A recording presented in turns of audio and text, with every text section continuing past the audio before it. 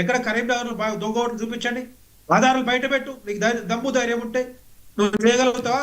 అదే రాహుల్ గాంధీ కర్ణాటకలో దొంగ ఓట్లు ఉన్నాయని చెప్పి, తర్వాత బీహార్ లో ఉన్నాయని చెప్పి పారిపోయిండు ఎలక్షన్ కమిషన్ ఆఫ్ ఇండియా కానీ ఎలక్ట్రల్ ఆఫీసర్ అడిగితే పారిపోయిండు. ఇప్పటివరకు సబ్మిట్ చేయలే.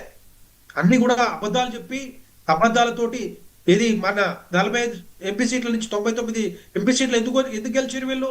ఒకటి, వీళ్ళు చెప్పిందంతా భారతీయ జనతా పార్టీ 400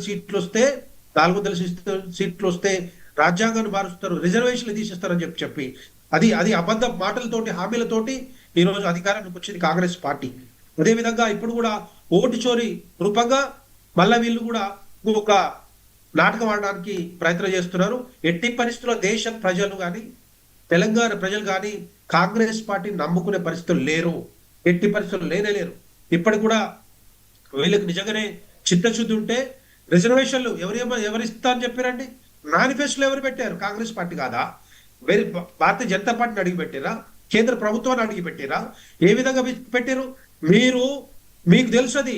మీ కాంగ్రెస్ పార్టీ కర్ణాటకలో సిద్ధరామయ్య గారి నాయకత్వంలో 2015లోనే బీసీ కులగణన చేశారు.